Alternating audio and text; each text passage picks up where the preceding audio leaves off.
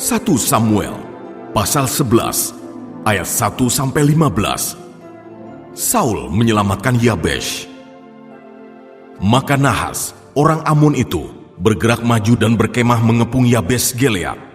Lalu berkatalah semua orang Yabes itu kepada Nahas, "Adakanlah perjanjian dengan kami, maka kami akan takluk kepadamu." Tetapi Nahas, orang Amon itu, berkata kepada mereka, "Dengan syarat inilah, aku akan mengadakan perjanjian dengan kamu, bahwa tiap mata kananmu akan kucungkil. Dengan demikian aku mendatangkan malu kepada segenap orang Israel." Para tua-tua Yabes berkata kepadanya, "Berilah kelonggaran kepada kami 7 hari lamanya, supaya kami mengirim utusan ke seluruh daerah Israel. Dan jika tidak ada seorang pun yang menyelamatkan kami, maka kami akan keluar menyerahkan diri kepadamu." Ketika para utusan itu sampai di Gebea Saul dan menyampaikan hal itu kepada bangsa itu, menangislah bangsa itu dengan suara nyaring.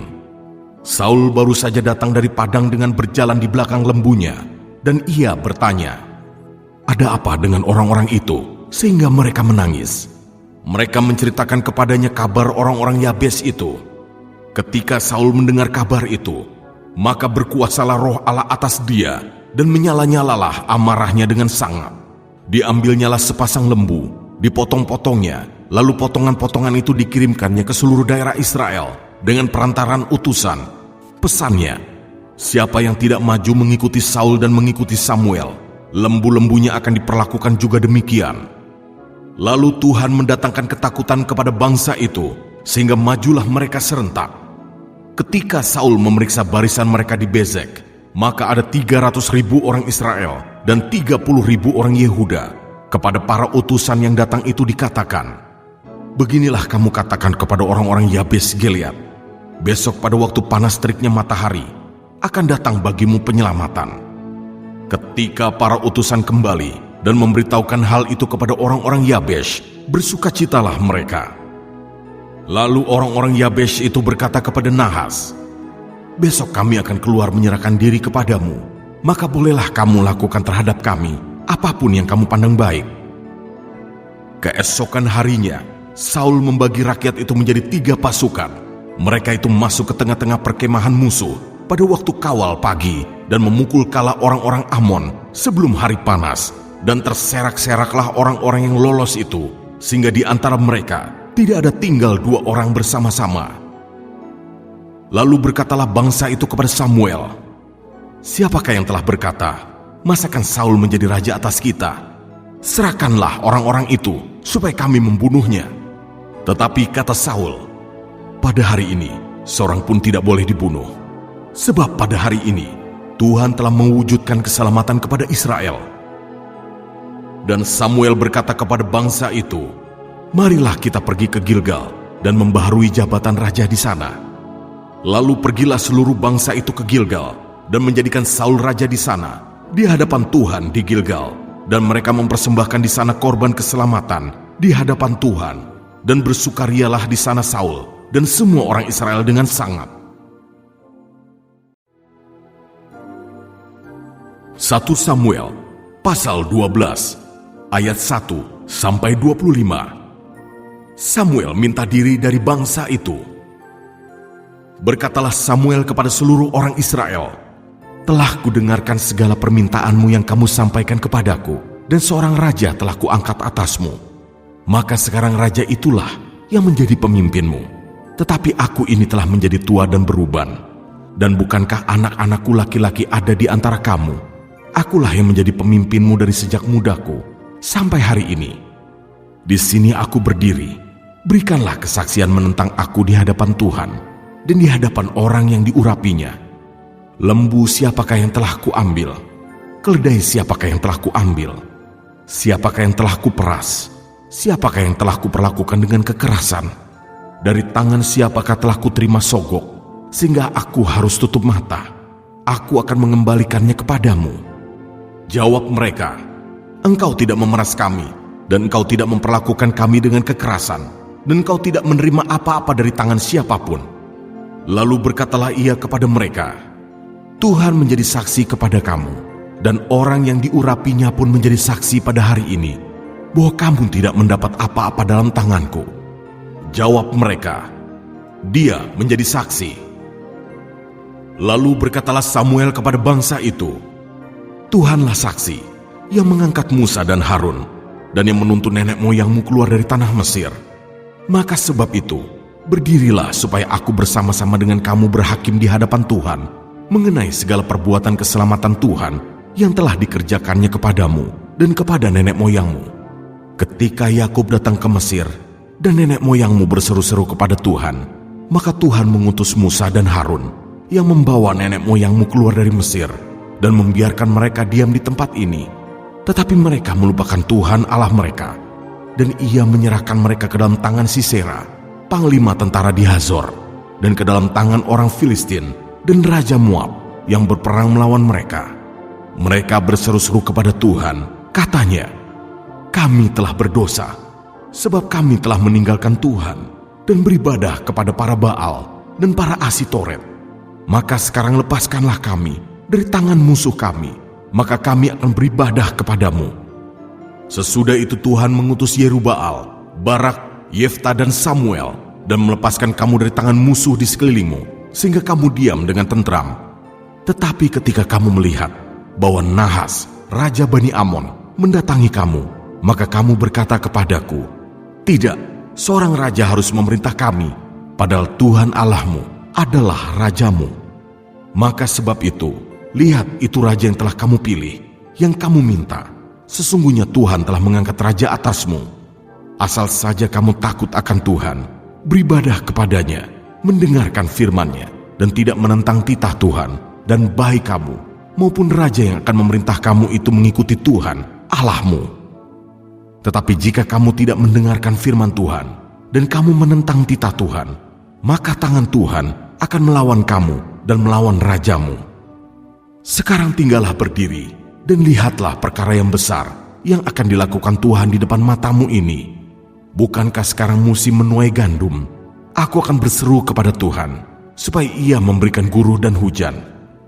Lihatlah dan sadarlah bahwa besar kejahatan yang telah kamu lakukan itu di mata Tuhan dengan meminta raja bagimu."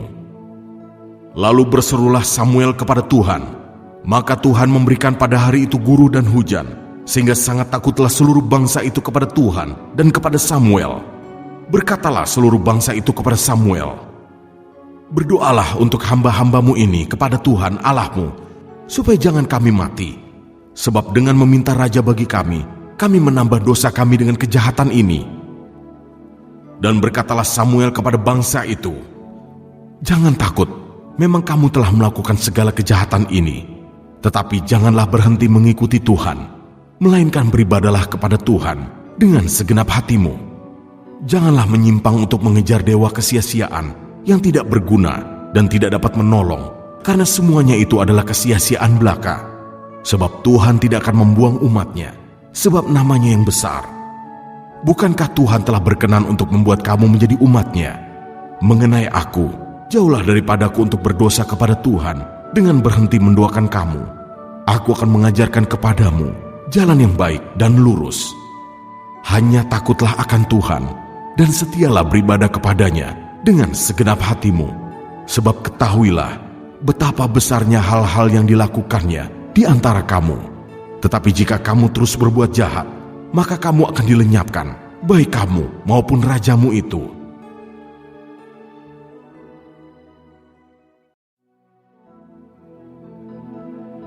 Satu Samuel pasal 13 ayat 1-22. Ketidaktaatan Saul waktu orang Filistin datang menyerang. Saul berumur sekian tahun ketika ia menjadi raja. 2 tahun ia memerintah atas Israel. Saul memilih 3.000 orang dari antara orang Israel. 2.000 orang ada bersama-sama dengan Saul di Mikmas dan di pegunungan Betel. Sedang 1.000 orang ada bersama-sama dengan Yonatan di Gebea Benyamin. Tetapi selebihnya dari rakyat itu disuruhnya pulang masing-masing ke kemahnya. Yonatan memukul kala pasukan pendudukan orang Filistin yang ada di Geba, dan hal itu terdengar oleh orang Filistin. Karena itu Saul menyuruh meniup sangkakala di seluruh negeri, sebab pikirnya, biarlah orang Ibrani mendengarnya. Demikianlah seluruh orang Israel mendengar kabar bahwa Saul telah memukul kalah pasukan pendudukan orang Filistin, dan dengan demikian orang Israel dibenci oleh orang Filistin. Kemudian dikerahkanlah rakyat itu untuk mengikuti Saul ke Gilgal. Adapun orang Filistin telah berkumpul untuk berperang melawan orang Israel dengan 3.000 kereta, 6.000 orang pasukan berkuda, dan pasukan berjalan kaki sebanyak pasir di tepi laut. Mereka bergerak maju dan berkemah di Mikmas di sebelah timur Bet Awen. Ketika dilihat orang-orang Israel bahwa mereka terjepit sebab rakyat memang terdesak, maka larilah rakyat bersembunyi di gua, Keluk Batu, Bukit Batu, Liang Batu, dan Perigi. Malah ada orang Ibrani yang menyeberangi arungan sungai Yordan menuju tanah Gad dan Gilead, sedang Saul masih di Gilgal dan seluruh rakyat mengikutinya dengan gemetar. Ia menunggu 7 hari lamanya sampai waktu yang ditentukan Samuel. Tetapi ketika Samuel tidak datang ke Gilgal, mulailah rakyat itu berserak-serak meninggalkan dia. Sebab itu Saul berkata, "Bawalah kepadaku korban bakaran dan korban keselamatan itu." Lalu ia mempersembahkan korban bakaran. Baru saja ia habis mempersembahkan korban bakaran, maka tampaklah Samuel datang. Saul pergi menyongsongnya untuk memberi salam kepadanya. Tetapi kata Samuel, "Apa yang telah kau perbuat?" Jawab Saul, "Karena aku melihat rakyat itu berserak-serak meninggalkan aku, dan engkau tidak datang pada waktu yang telah ditentukan. Padahal orang Filistin telah berkumpul di Mikmas. Maka pikirku, sebentar lagi orang Filistin akan menyerang aku di Gilgal. Padahal aku belum memohonkan belas kasihan Tuhan. Sebab itu aku memberanikan diri, lalu mempersembahkan korban bakaran." Kata Samuel kepada Saul, "Perbuatanmu itu bodoh. Engkau tidak mengikuti perintah Tuhan Allahmu yang diperintahkannya kepadamu. Sebab sedianya Tuhan mengokohkan kerajaanmu atas orang Israel untuk selama-lamanya. Tetapi sekarang kerajaanmu tidak akan tetap. Tuhan telah memilih seorang yang berkenan di hatinya, dan Tuhan telah menunjuk dia menjadi raja atas umatnya, karena engkau tidak mengikuti apa yang diperintahkan Tuhan kepadamu." Kemudian berangkatlah Samuel dan pergi dari Gilgal ke Gebea Benyamin. Tetapi Saul memeriksa barisan rakyat yang ada bersama-sama dengan dia itu, kira-kira 600 orang banyaknya. Saul dan Yonatan, anaknya, dan rakyat yang ada bersama-sama dengan mereka tinggal di Gebea Benyamin, sedang orang Filistin berkemah di Mikmas. Maka keluarlah orang-orang penjara dari perkemahan orang Filistin dalam 3 gerombolan. Gerombolan yang satu mengambil jalan ke Ofra, ke daerah Shual. Gerombolan yang kedua mengambil jalan ke Bet Horon, dan gerombolan yang satu lagi mengambil jalan ke perbatasan yang menghadap ke lembah Zeboim, arah ke padang gurun. Seorang tukang besi tidak terdapat di seluruh negeri Israel, sebab orang Filistin berkata, "Jangan-jangan orang Ibrani membuat pedang atau tombak." Jadi semua orang Israel harus pergi kepada orang Filistin untuk mengasah mata bajaknya, beliungnya, kampaknya, atau aritnya masing-masing. Adapun bayarannya ialah 2/3 shikal untuk mata bajak dan beliung, dan 1/3 shikal untuk mengasah kapak dan untuk memasang kusa, sehingga pada hari pertempuran itu sebilah pedang atau lembing pun tidak terdapat pada seluruh rakyat yang ada bersama Saul dan Yonatan. Tetapi Saul dan Yonatan, anaknya itu, masih mempunyainya. Ayat 23. Kepahlawanan Yonatan. Dan suatu pasukan pengawal orang Filistin telah keluar ke pelintasan gunung di Mikmas.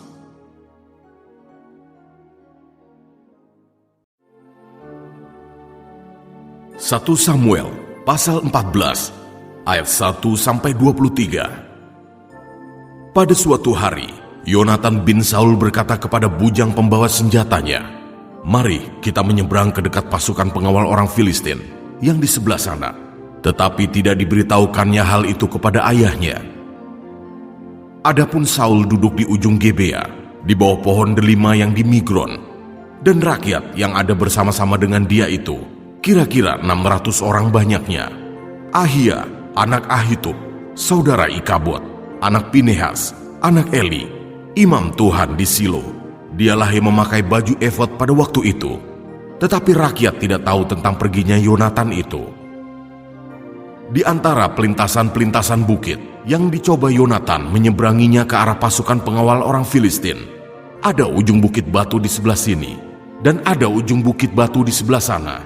Yang satu bernama Bozez, yang lain bernama Sene.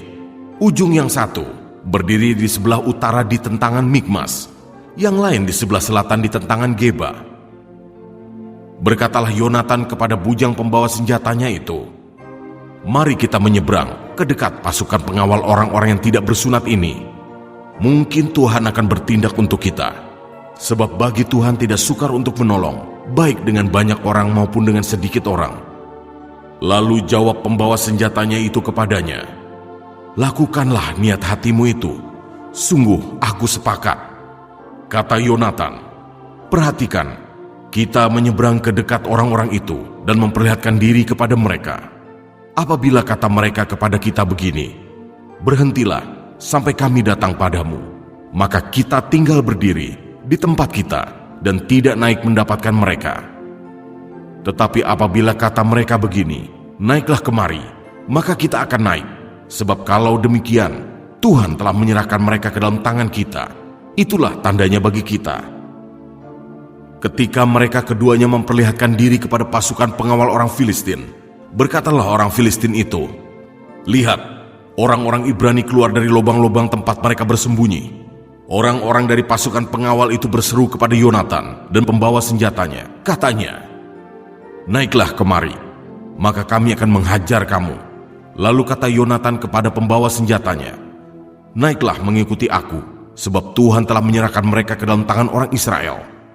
Maka naiklah Yonatan merangkak ke atas dengan diikuti oleh pembawa senjatanya. Orang-orang itu tewas terparang oleh Yonatan, sedang pembawa senjatanya membunuh mereka dari belakangnya. Kekalahan yang pertama ini yang ditimbulkan Yonatan dan pembawa senjatanya itu besarnya kira-kira 20 orang dalam jarak kira-kira setengah alur dari sepembajakan ladang. Lalu timbullah kegentaran di perkemahan, di padang, dan di antara seluruh rakyat. Juga pasukan pengawal dan penjara-penjara itu gentar, dan bumi gemetar, sehingga menjadi kegentaran yang dari Allah.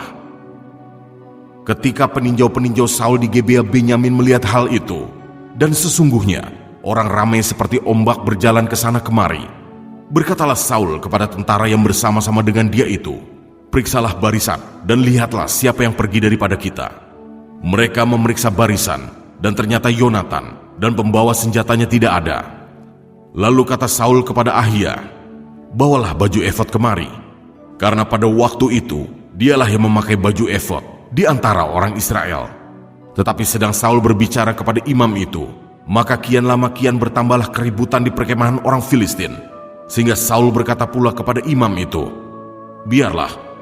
Kemudian berkumpullah Saul dan seluruh rakyat yang bersama-sama dengan dia itu, dan ketika mereka sampai ke tempat pertempuran, tampaklah setiap orang menikam temannya dengan pedang, suatu huru-hara yang sangat besar. Lagi pula orang-orang Ibrani yang telah lama tinggal pada orang Filistin, dan yang telah ikut maju dalam tentara mereka juga berbalik untuk bergabung dengan orang-orang Israel yang ada bersama-sama dengan Saul dan Yonatan. Bahkan ketika semua orang Israel yang telah bersembunyi di pegunungan Efraim mendengar bahwa orang Filistin telah lari, orang-orang itu pun bergabung dengan mereka dalam pertempuran.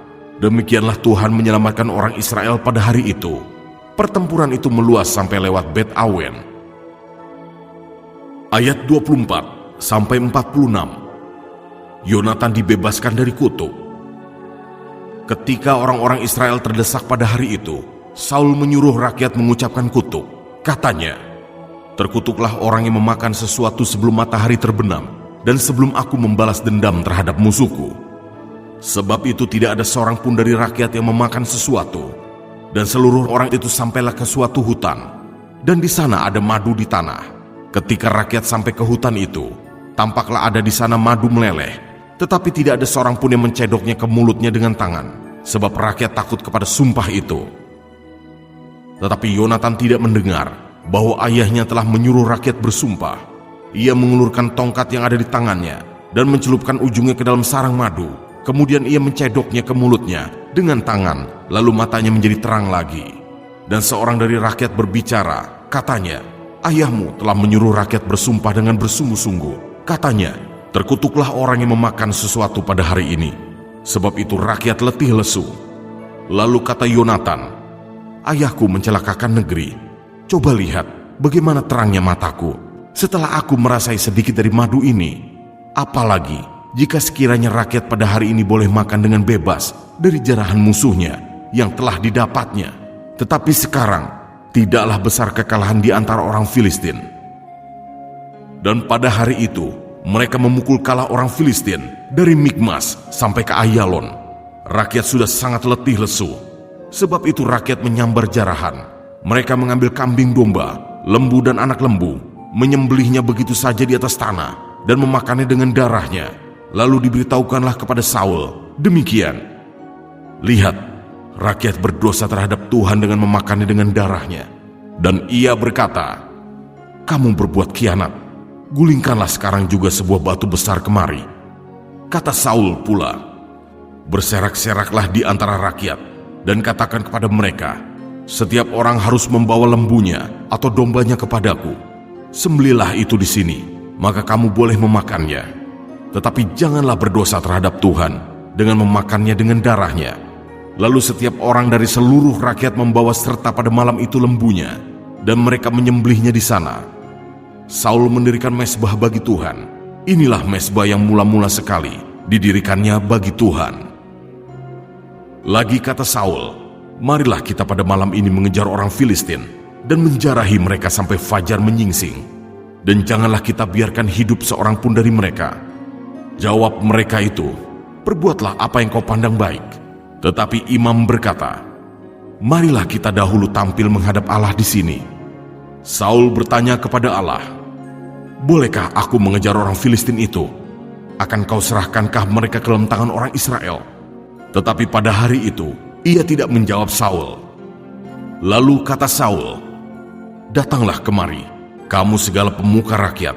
Berusahalah mengetahui apa sebab dosa ini terjadi pada hari ini. Sebab demi Tuhan yang hidup, yang menyelamatkan orang Israel, sekalipun itu disebabkan oleh Yonatan anakku, maka ia pasti akan mati. Tetapi seorang pun dari seluruh rakyat tidak ada yang menjawabnya.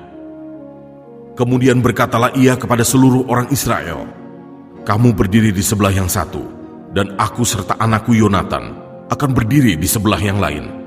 Lalu jawab rakyat kepada Saul, perbuatlah apa yang kau pandang baik. Lalu berkatalah Saul, ya Tuhan Allah Israel, mengapa engkau tidak menjawab hamba-Mu pada hari ini? Jika kesalahan itu ada padaku atau pada anakku Yonatan, ya Tuhan Allah Israel, tunjukkanlah kiranya Urim. Tetapi jika kesalahan itu ada pada umat-Mu Israel, tunjukkanlah Tumim. Lalu didapati Yonatan dan Saul, tetapi rakyat itu terluput. Kata Saul, buanglah undi antara aku dan anakku Yonatan. Lalu didapati Yonatan. Kata Saul kepada Yonatan, beritahukanlah kepadaku apa yang telah kau perbuat. Lalu Yonatan memberitahukan kepadanya, katanya, memang aku telah merasai sedikit madu dengan ujung tongkat yang ada di tanganku. Aku bersedia untuk mati. Kata Saul, beginilah kiranya Allah menghukum aku, bahkan lebih lagi daripada itu.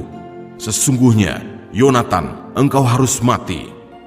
Tetapi rakyat berkata kepada Saul, masakan Yonatan harus mati? Dia yang telah mendapat kemenangan yang besar ini di Israel. Jauhlah yang demikian. Demi Tuhan yang hidup, sehelai rambut pun dari kepalanya takkan jatuh ke bumi.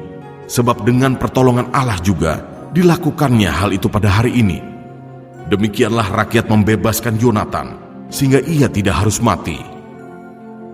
Maka pulanglah Saul setelah mengejar orang Filistin, dan orang Filistin itu pun kembali ke tempat kediamannya. Ayat 47-52. Catatan tentang musuh-musuh dan keluarga Saul. Setelah Saul mendapat jabatan raja atas Israel, maka berperanglah ia ke segala penjuru melawan segala musuhnya, melawan Moab, Bani Amon, Edom, raja-raja negeri Zoba, dan orang Filistin. Dan kemanapun ia pergi, ia selalu mendapat kemenangan. Ia melakukan perbuatan-perbuatan yang gagah perkasa, memukul kalah orang Amalek, dan melepaskan Israel dari tangan orang-orang yang merampasi mereka. Anak-anak lelaki Saul ialah Yonatan, Yesui, dan Malkisua. Nama kedua anak yang perempuan, yang tertua bernama Merab, yang termuda bernama Mikal. Istri Saul bernama Ahinoam, anak Ahimaas. Panglima tentaranya bernama Abner, anak Ner. paman Saul. Kish, ayah Saul, dan Ner, ayah Abner, adalah anak-anak Abiel. Hebat peperangan melawan orang Filistin selama zaman Saul, dan semua pahlawan dan orang gagah perkasa yang dilihat Saul dikumpulkannya kepadanya.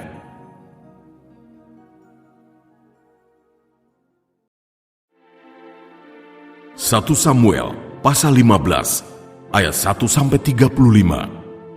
Saul ditolak sebagai raja. Berkatalah Samuel kepada Saul, "Aku telah diutus oleh Tuhan untuk mengurapi engkau menjadi raja atas Israel, umatnya. Oleh sebab itu, dengarkanlah bunyi firman Tuhan. Beginilah firman Tuhan semesta alam. Aku akan membalas apa yang dilakukan orang Amalek kepada orang Israel, karena orang Amalek menghalang-halangi mereka ketika orang Israel pergi dari Mesir. Jadi pergilah sekarang, kalahkanlah orang Amalek, tumpaslah segala yang ada padanya, dan janganlah ada belas kasihan kepadanya. Bunuhlah semuanya, laki-laki maupun perempuan, kanak-kanak maupun anak-anak yang menyusu, lembu maupun domba, unta maupun keledai." Lalu Saul memanggil rakyat berkumpul dan memeriksa barisan mereka di Telaim. Ada 200.000 orang pasukan berjalan kaki dan 10.000 orang Yehuda. Setelah Saul sampai ke kota orang Amalek, disuruhnyalah orang-orang menghadang di lembah. Berkatalah Saul kepada orang Keni, "Berangkatlah, menjauhlah, pergilah dari tengah-tengah orang Amalek, supaya jangan kulenyapkan kamu bersama-sama dengan mereka. Bukankah kamu telah menunjukkan persahabatanmu kepada semua orang Israel ketika mereka pergi dari Mesir?" Sesudah itu menjauhlah orang Keni dari tengah-tengah orang Amalek. Lalu Saul memukul kalah orang Amalek mulai dari Hawila sampai ke Syur yang di sebelah timur Mesir. Agag, raja orang Amalek, ditangkapnya hidup-hidup, tetapi segenap rakyatnya ditumpasnya dengan mata pedang. Tetapi Saul dan rakyat itu menyelamatkan Agag dan kambing domba dan lembu-lembu yang terbaik dan tambun, pula anak domba dan segala yang berharga. Tidak mau mereka menumpas semuanya itu, tetapi segala hewan yang tidak berharga dan yang buruk, itulah yang ditumpas mereka. Lalu datanglah firman Tuhan kepada Samuel, demikian, "Aku menyesal karena aku telah menjadikan Saul raja, sebab ia telah berbalik daripada aku dan tidak melaksanakan firman-Ku." Maka sakit hatilah Samuel, dan ia berseru-seru kepada Tuhan semalam-malaman. Lalu Samuel bangun pagi-pagi untuk bertemu dengan Saul, tetapi diberitahukan kepada Samuel, demikian, "Saul telah ke Karmel tadi, dan telah didirikannya baginya suatu tanda peringatan. Kemudian ia balik dan mengambil jurusan ke Gilgal." Ketika Samuel sampai kepada Saul, berkatalah Saul kepadanya, "Diberkatilah kiranya engkau oleh Tuhan. Aku telah melaksanakan firman Tuhan." Tetapi kata Samuel, "Kalau begitu, apakah bunyi kambing domba yang sampai ke telingaku dan bunyi lembu-lembu yang kudengar itu?" Jawab Saul, "Semuanya itu dibawa daripada orang Amalek, sebab rakyat menyelamatkan kambing domba dan lembu-lembu yang terbaik dengan maksud untuk mempersembahkan korban kepada Tuhan Allahmu. Tetapi selebihnya telah kami tumpas."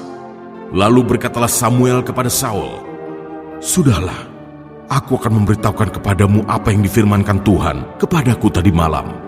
Kata Saul kepadanya, "Katakanlah."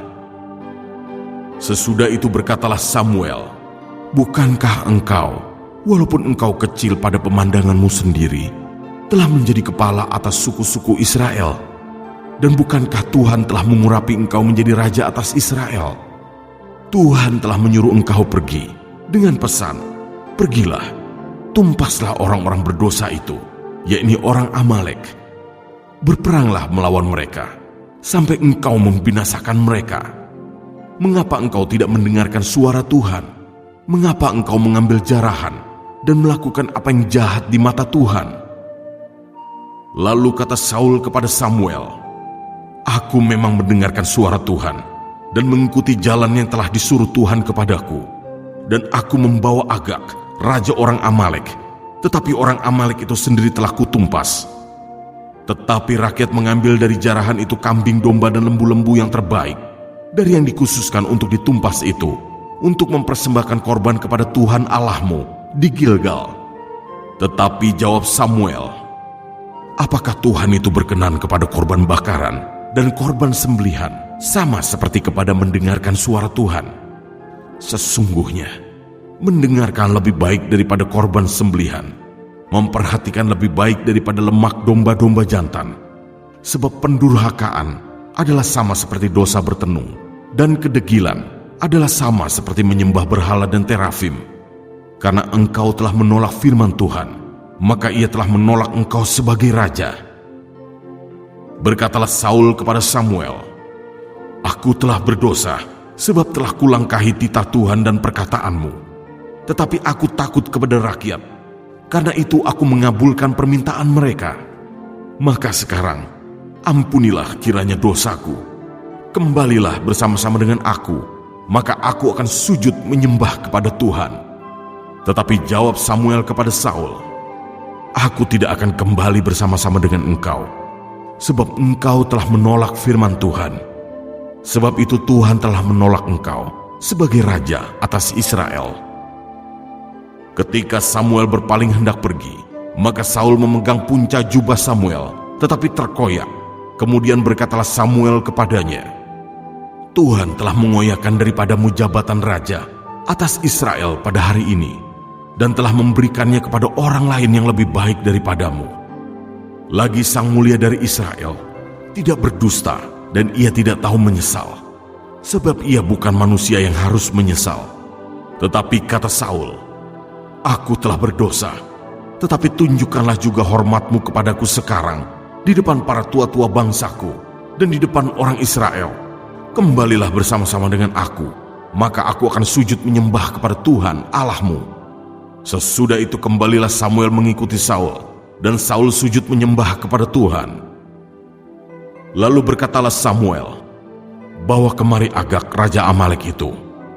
Dengan gembira Agag pergi kepadanya, sebab pikirnya, "Sesungguhnya kepahitan maut telah lewat." Tetapi kata Samuel, "Seperti pedangmu membuat perempuan-perempuan kehilangan anak, demikianlah ibumu akan kehilangan anak di antara perempuan-perempuan." Sesudah itu Samuel mencincang Agag di hadapan Tuhan di Gilgal.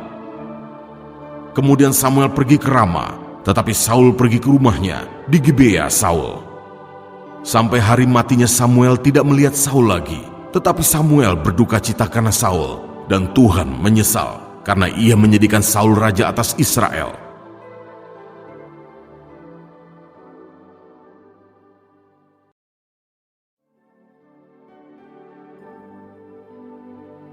Satu Samuel pasal 16 ayat 1-13. Daud diurapi menjadi raja. Berfirmanlah Tuhan kepada Samuel, "Berapa lama lagi engkau berduka cita karena Saul? Bukankah ia telah kutolak sebagai raja atas Israel? Isilah tabung tandukmu dengan minyak, dan pergilah. Aku mengutus engkau kepada Isai, orang Betlehem itu, sebab di antara anak-anaknya telah kupilih seorang raja bagiku." Tetapi Samuel berkata, "Bagaimana mungkin aku pergi? Jika Saul mendengarnya, ia akan membunuh aku." Firman Tuhan, "Bawalah seekor lembu muda dan katakan, Aku datang untuk mempersembahkan korban kepada Tuhan. Kemudian undanglah Isai ke upacara pengorbanan itu. Lalu aku akan memberitahukan kepadamu apa yang harus kau perbuat.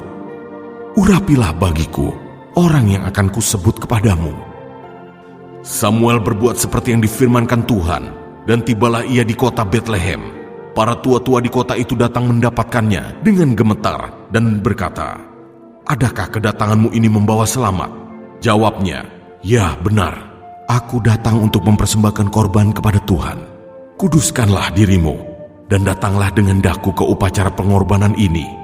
Kemudian ia menguduskan Isai dan anak-anaknya yang laki-laki dan mengundang mereka ke upacara pengorbanan itu. Ketika mereka itu masuk dan Samuel melihat Eliab, lalu pikirnya, "Sungguh di hadapan Tuhan sekarang berdiri yang diurapinya."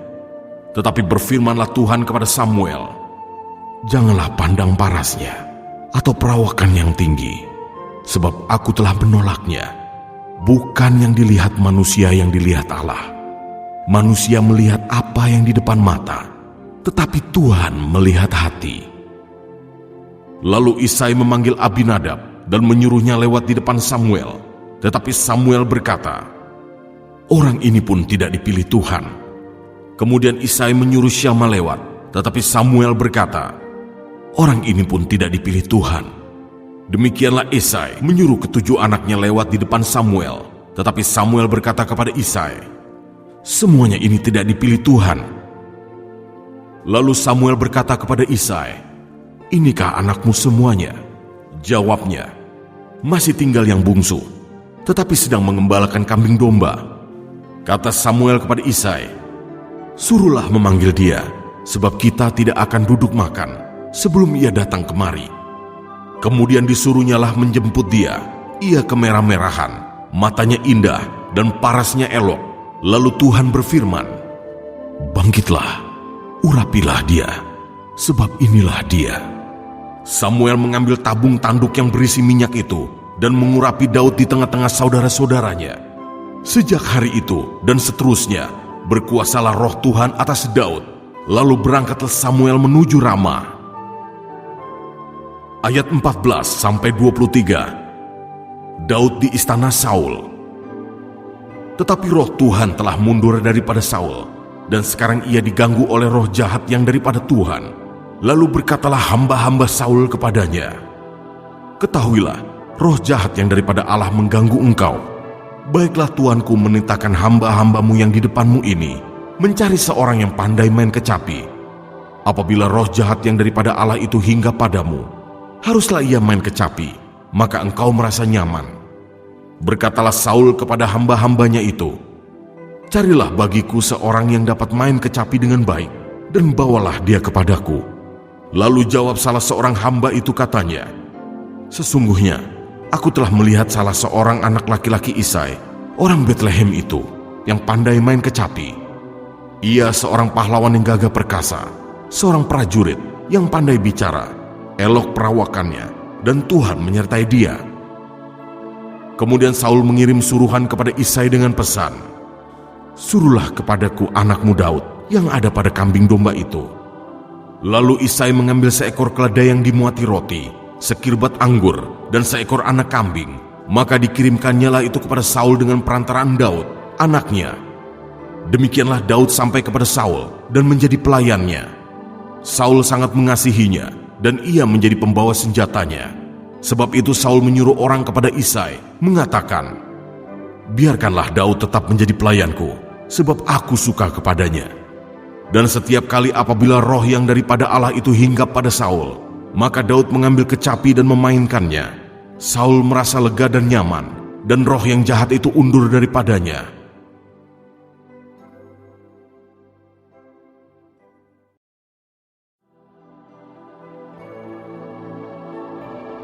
Satu Samuel pasal 17 ayat 1-11. Goliat menantang tentara Israel. Orang Filistin mengumpulkan tentaranya untuk berperang. Mereka berkumpul di Soko yang di tanah Yehuda dan berkemah antara Soko dan Azeka di Efes Damim. Saul dan orang-orang Israel juga berkumpul dan berkemah di lembah Tarbantin. Mereka mengatur barisan perangnya berhadapan dengan orang Filistin. Orang Filistin berdiri di bukit sebelah sini dan orang Israel berdiri di bukit sebelah sana, dan lembah ada di antara mereka.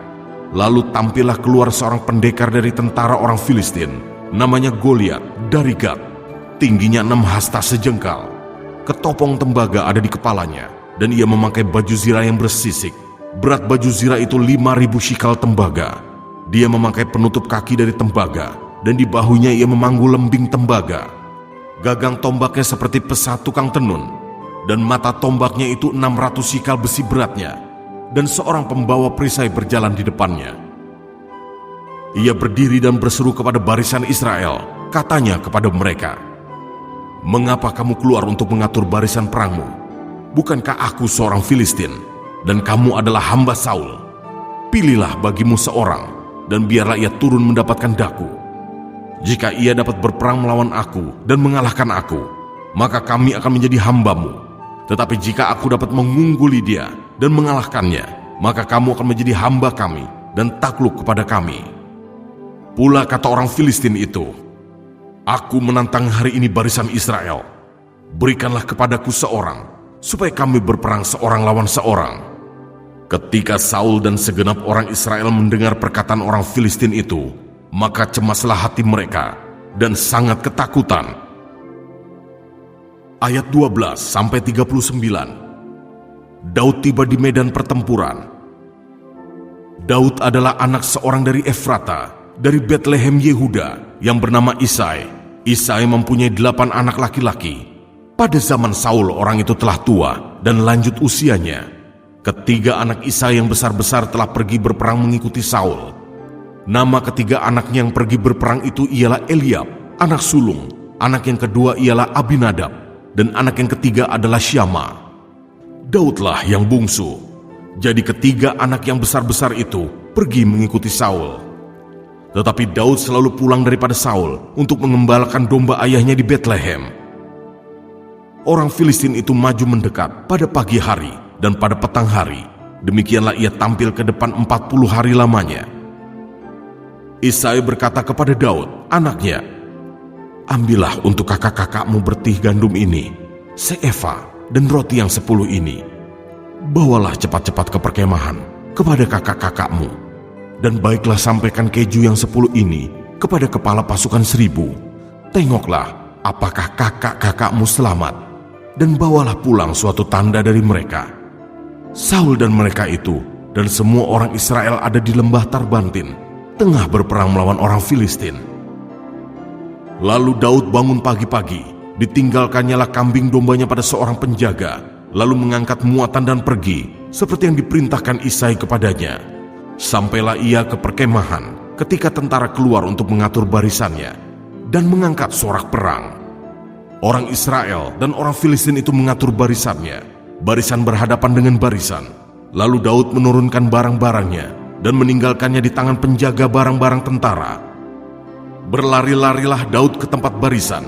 Sesampai di sana, bertanyalah ia kepada kakak-kakaknya, apakah mereka selamat. Sedang ia berbicara dengan mereka, tampillah maju pendekar itu, namanya Goliat, orang Filistin dari Gat, dari barisan orang Filistin. Ia mengucapkan kata-kata yang tadi juga, dan Daud mendengarnya. Ketika semua orang Israel melihat orang itu, larilah mereka daripadanya dengan sangat ketakutan.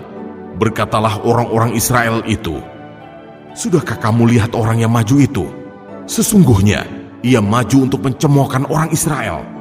Orang yang mengalahkan dia akan dianugerahi raja kekayaan yang besar. Raja akan memberikan anaknya yang perempuan kepadanya, dan kaum keluarganya akan dibebaskannya dari pajak di Israel."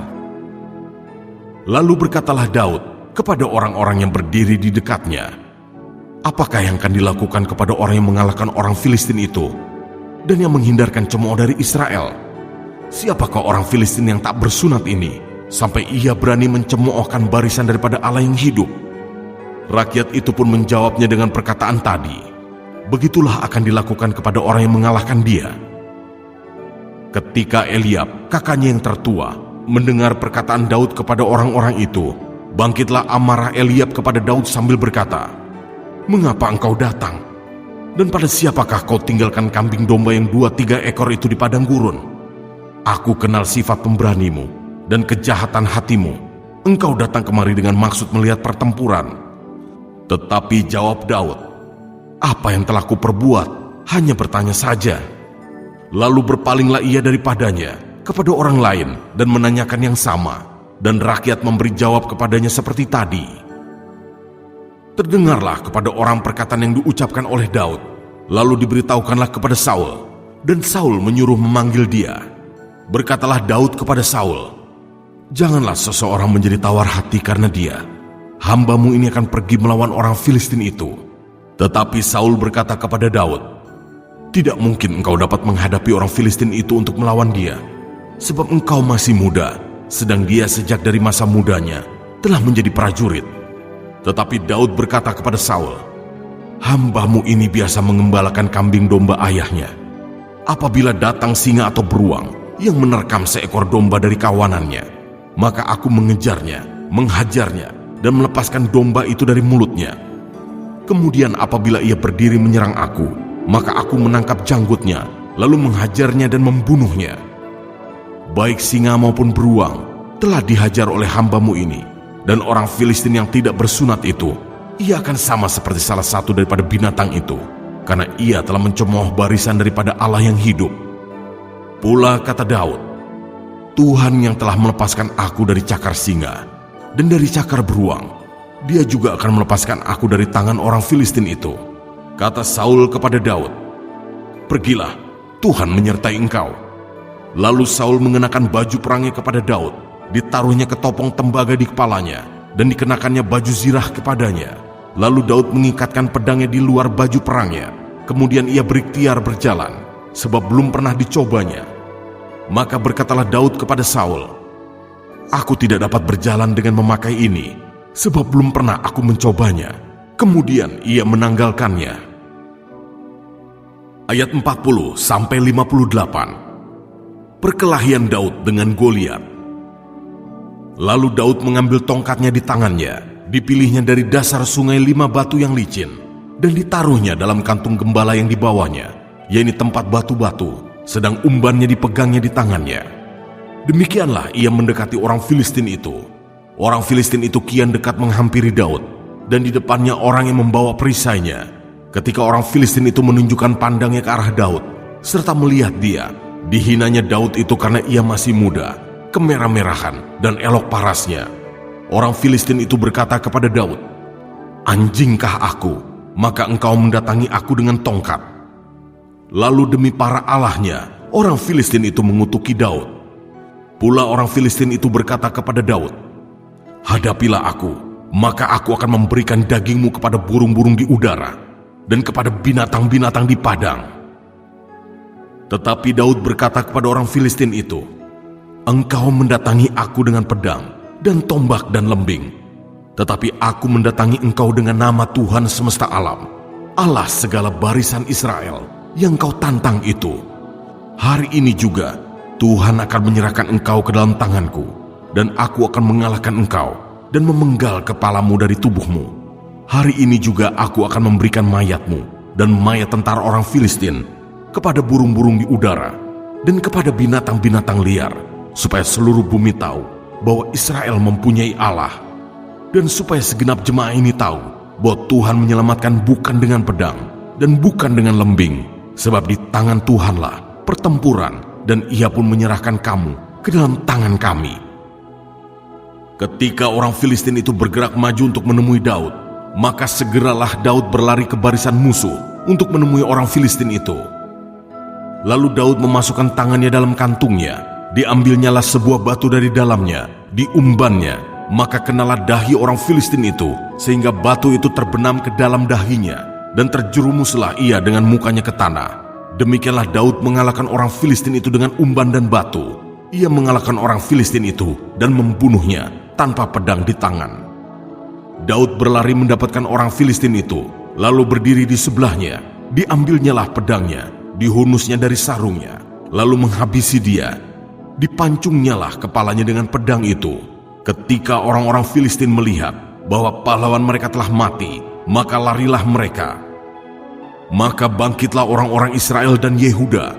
Mereka bersorak-sorak lalu mengejar orang-orang Filistin sampai dekat Gat dan sampai pintu gerbang Ekron. Dan orang-orang yang terbunuh dari orang Filistin bergelimpangan di jalan ke Saaraim sampai Gat dan sampai Ekron. Kemudian pulanglah orang Israel dari pemburuan hebat atas orang Filistin, lalu menjarah perkemahan mereka. Dan Daud mengambil kepala orang Filistin yang dipancungnya itu dan membawanya ke Yerusalem. Tetapi senjata-senjata orang itu ditaruhnya dalam kemahnya. Ketika Saul melihat Daud pergi menemui orang Filistin itu, berkatalah ia kepada Abner, panglima tentaranya, anak siapakah orang muda itu, Abner?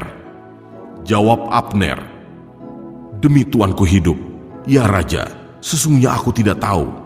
Kemudian Raja berkata, tanyakanlah, anak siapakah orang muda itu? Ketika Daud kembali sesudah mengalahkan orang Filistin itu, maka Abner memanggilnya dan membawanya menghadap Saul, sedang kepala orang Filistin itu masih ada di tangannya. Kata Saul kepadanya, anak siapakah engkau, ya orang muda? Jawab Daud, anak hamba tuanku, Isai, orang Betlehem itu."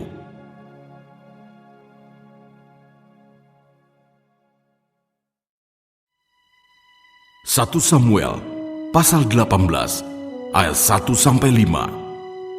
Daud dan Yonatan. Ketika Daud habis berbicara dengan Saul, berpadulah jiwa Yonatan dengan jiwa Daud, dan Yonatan mengasihi dia seperti jiwanya sendiri. Pada hari itu Saul membawa dia dan tidak membiarkannya pulang ke rumah ayahnya. Yonatan mengikat perjanjian dengan Daud karena ia mengasihi dia seperti dirinya sendiri. Yonatan menanggalkan jubah yang dipakainya dan memberikannya kepada Daud, juga baju perangnya, sampai pedangnya, panahnya, dan ikat pinggangnya. Daud maju berperang dan selalu berhasil kemana juga Saul menyuruhnya, sehingga Saul mengangkat dia mengepalai para prajurit. Hal ini dipandang baik oleh seluruh rakyat dan juga oleh pegawai-pegawai Saul. Ayat 6-30. Saul benci kepada Daud. Tetapi pada waktu mereka pulang, ketika Daud kembali sesudah mengalahkan orang Filistin itu, keluarlah orang-orang perempuan dari segala kota Israel menyongsong Raja Saul sambil menyanyi dan menari-nari dengan memukul rebana, dengan bersukaria dan dengan membunyikan gerincing. Dan perempuan yang menari-nari itu menyanyi berbalas-balasan. Katanya, Saul mengalahkan beribu-ribu musuh, tetapi Daud berlaksa-laksa. Lalu bangkitlah amarah Saul dengan sangat, dan perkataan itu menyebalkan hatinya, sebab pikirnya, kepada Daud diperhitungkan mereka berlaksa-laksa, tetapi kepadaku diperhitungkannya beribu-ribu. Akhir-akhirnya jabatan raja itu pun jatuh kepadanya. Sejak hari itu, maka Saul selalu mendengki Daud.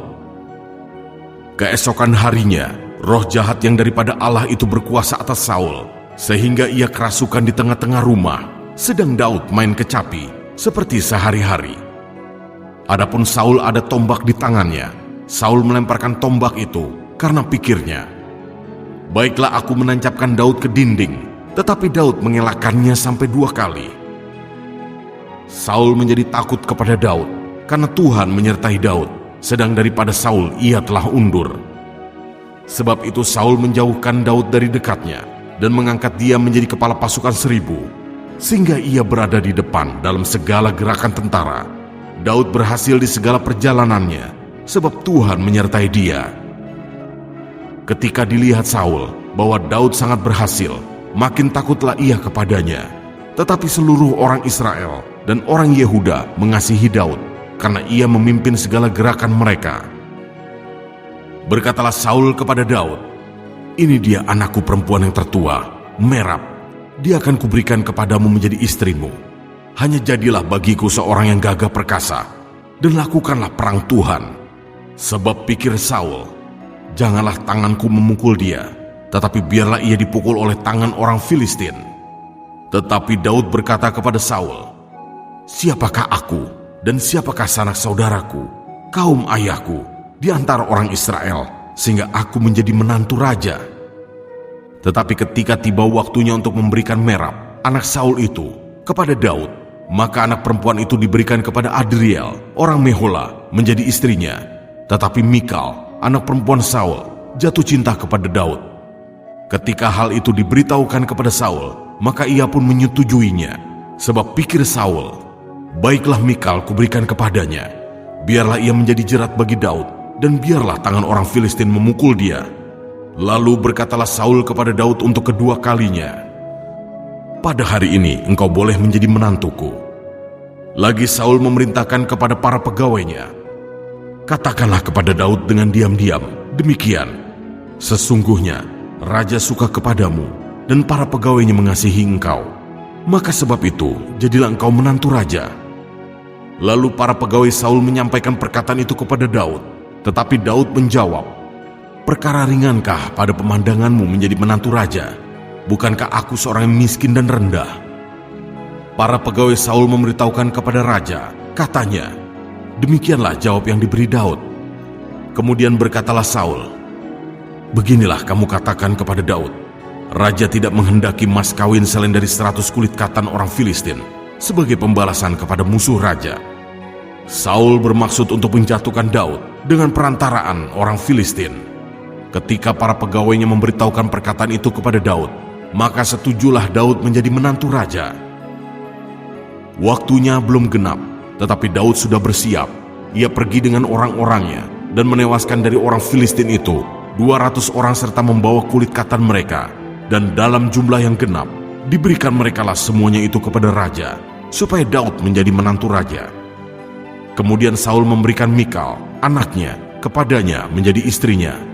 Lalu mengertilah Saul dan tahulah ia bahwa Tuhan menyertai Daud dan bahwa seluruh orang Israel mengasihi Daud. Maka makin takutlah Saul kepada Daud. Saul tetap menjadi musuh Daud seumur hidupnya.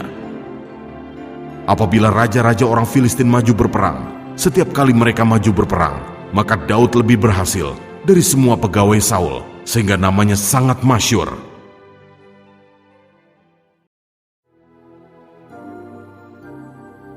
1 Samuel pasal 19 ayat 1-24. Daud melarikan diri karena Saul menyerang dia kembali. Saul mengatakan kepada Yonatan, anaknya, dan kepada semua pegawainya bahwa Daud harus dibunuh. Tetapi Yonatan anak Saul sangat suka kepada Daud, sehingga Yonatan memberitahukan kepada Daud, "Ayahku Saul berikhtiar untuk membunuh engkau. Oleh sebab itu, hati-hatilah besok pagi, duduklah di suatu tempat perlindungan, dan bersembunyilah di sana. Aku akan keluar dan berdiri di sisi ayahku, di padang tempatmu itu. Maka aku akan berbicara dengan ayahku perihalmu. Aku akan melihat bagaimana keadaannya, lalu memberitahukannya kepadamu." Lalu Yonatan mengatakan yang baik tentang Daud kepada Saul, ayahnya. Katanya, "Janganlah raja berbuat dosa terhadap Daud, hambanya, sebab ia tidak berbuat dosa terhadapmu. Bukankah apa yang diperbuatnya sangat baik bagimu? Ia telah mempertaruhkan nyawanya dan telah mengalahkan orang Filistin itu, dan Tuhan telah memberikan kemenangan yang besar kepada seluruh Israel. Engkau sudah melihatnya dan bersuka cita karenanya. Mengapa engkau hendak berbuat dosa terhadap darah orang yang tidak bersalah dengan membunuh Daud tanpa alasan?" Saul mendengarkan perkataan Yonatan, dan Saul bersumpah, "Demi Tuhan yang hidup, ia tidak akan dibunuh." Lalu Yonatan memanggil Daud, dan Yonatan memberitahukan kepadanya segala perkataan itu. Yonatan membawa Daud kepada Saul, dan ia bekerja padanya seperti dahulu. Ketika perang pecah pula, maka majulah Daud dan berperang melawan orang Filistin. Ia menimbulkan kekalahan besar di antara mereka, sehingga mereka melarikan diri dari depannya. Tetapi roh jahat yang daripada Tuhan hinggap pada Saul ketika ia duduk di rumahnya dengan tombaknya di tangannya, dan Daud sedang main kecapi. Lalu Saul berikhtiar menancapkan Daud ke dinding dengan tombaknya, tetapi Daud mengelakkan tikaman Saul, sehingga Saul mengenai dinding dengan tombak itu. Sesudah itu Daud melarikan diri, dan luputlah ia pada malam itu. Kemudian Saul mengirim orang-orang suruhan ke rumah Daud untuk mengamat-amatinya dan untuk membunuh dia pada waktu pagi. Tetapi Mikal, istri Daud, memberitahukan kepadanya demikian, "Jika engkau tidak dapat meluputkan dirimu malam ini, maka besok engkau akan dibunuh." Lalu Mikal menurunkan Daud dari jendela. Ia pergi melarikan diri, dan luputlah ia. Sesudah itu Mikal mengambil terafim dan menaruhnya di tempat tidur. Ditaruhnya selai tenunan bulu kambing di bagian kepala dan ditutupinya dengan selimut. Lalu Saul mengirim orang-orang suruhan untuk mengambil Daud, tetapi perempuan itu berkata, "Ia sakit." Sesudah itu Saul mengirim orang-orang suruhan itu untuk melihat Daud. Katanya, "Bawalah dia di atas tempat tidur itu kemari, supaya ia dibunuh." Lalu masuklah para suruhan itu ke dalam, dan tampaklah ada terafim di tempat tidur dengan sehelai tenunan bulu kambing di bagian kepala. Berkatalah Saul kepada Mikal, "Mengapa engkau menipu aku demikian itu dan melepas musuhku pergi sehingga ia luput?" Tetapi jawab Mikal kepada Saul, "Ia berkata kepadaku, 'Biarkanlah aku pergi, apa perlunya aku membunuh engkau?'" Setelah Daud melarikan diri dan luput, sampailah ia kepada Samuel di Rama dan memberitahukan kepadanya segala yang dilakukan Saul kepadanya. Kemudian pergilah ia bersama-sama dengan Samuel, dan tinggallah mereka di Nayot. Ketika diberitahukan kepada Saul demikian, ketahuilah, Daud ada di Nayot, dekat Rama. Maka Saul mengirim orang-orang suruhan untuk mengambil Daud. Tetapi orang-orang ini melihat sekumpulan nabi kepenuhan dengan dikepalai oleh Samuel. Dan roh Allah hinggap pada orang-orang suruhan Saul, sehingga mereka pun kepenuhan seperti nabi. Lalu hal itu diberitahukan kepada Saul. Ia mengirim orang-orang suruhan yang lain, tetapi orang-orang itu pun juga kepenuhan seperti nabi. Saul mengirim sekali lagi orang-orang suruhan, rombongan yang ketiga, dan orang-orang ini pun juga kepenuhan. Lalu ia sendiri pergi ke Rama. Sesampainya ke dekat perigi besar yang di Seku, bertanyalah ia, katanya, "Di mana Samuel dan Daud?" Jawab orang, "Ada di Nayot dekat Rama." Lalu pergilah ia ke sana, ke Nayot dekat Rama, dan pada dia pun hinggaplah roh Allah. Dan selama ia melanjutkan perjalanannya, ia kepenuhan seperti nabi, hingga ia sampai ke Nayot dekat Rama. Ia pun menanggalkan pakaiannya, dan ia pun juga kepenuhan di depan Samuel.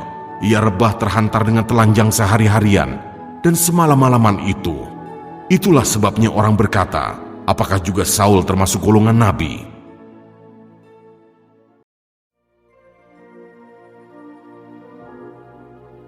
Satu Samuel pasal 20 ayat 1-43. Perjanjian antara Daud dan Yonatan.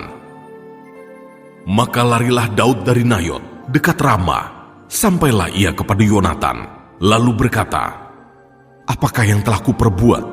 Apakah kesalahanku? Dan apakah dosaku terhadap ayahmu, sehingga ia ingin mencabut nyawaku?"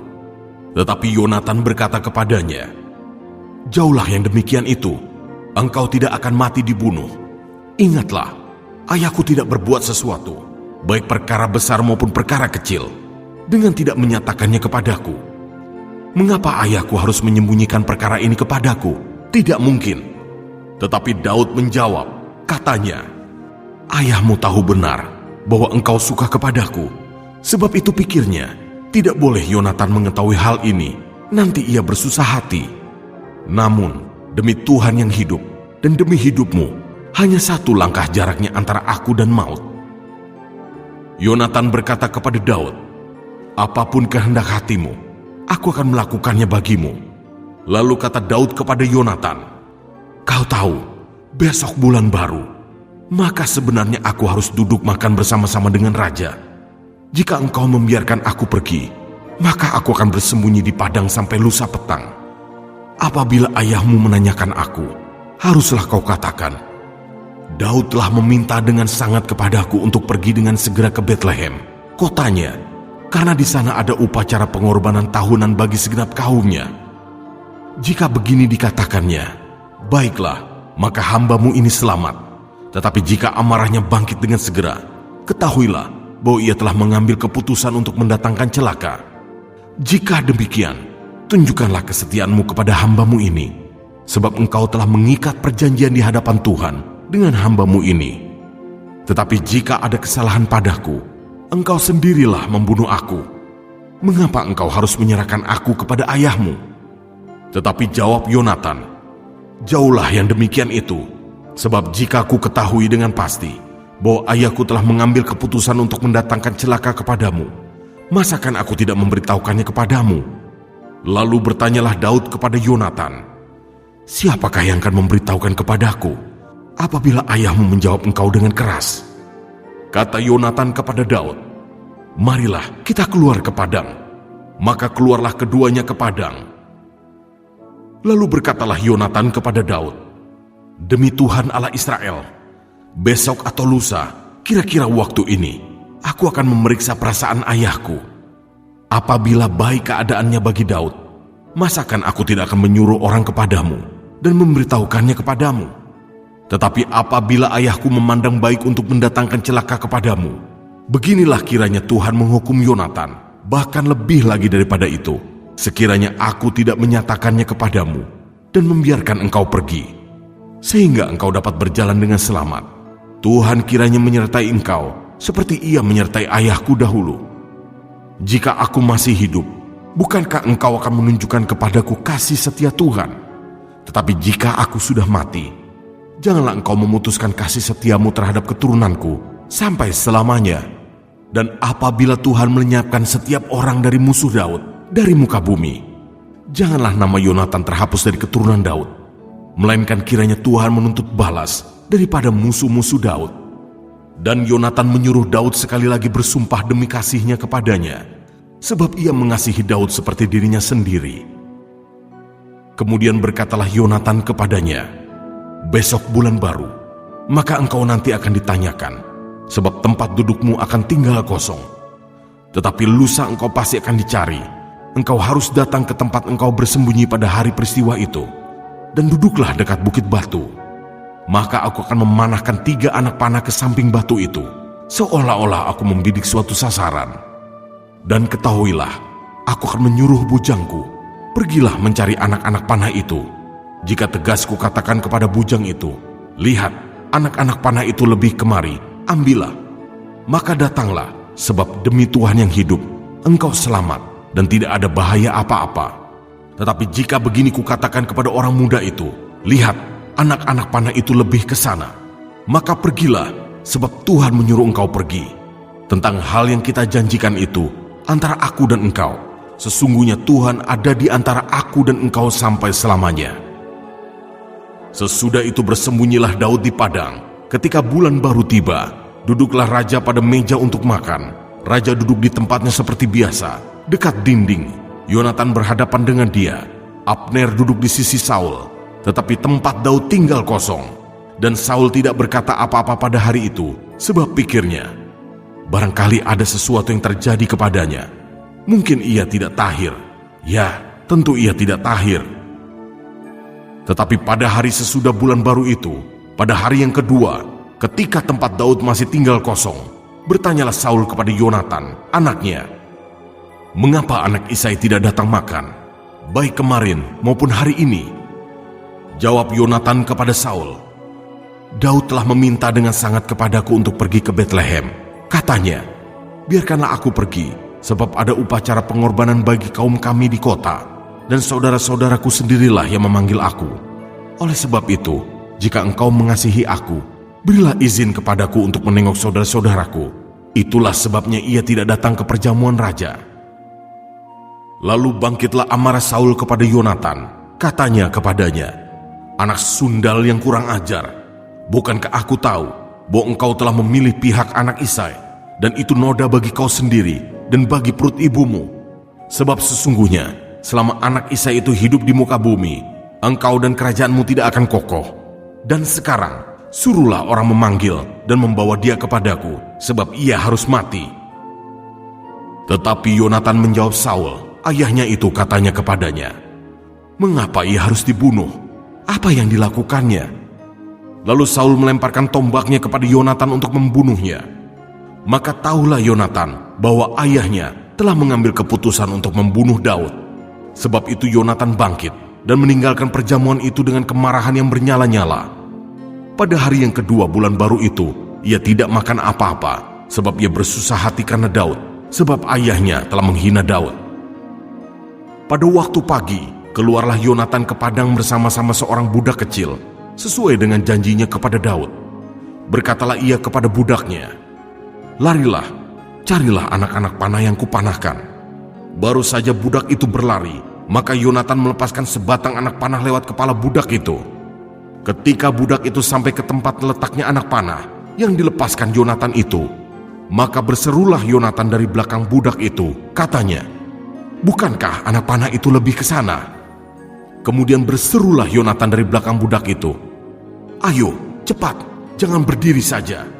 Lalu budak Yonatan memungut anak panah itu dan kembali kepada tuannya. Tetapi budak itu tidak tahu apa-apa, hanya Yonatan dan Daudlah yang mengetahui hal itu.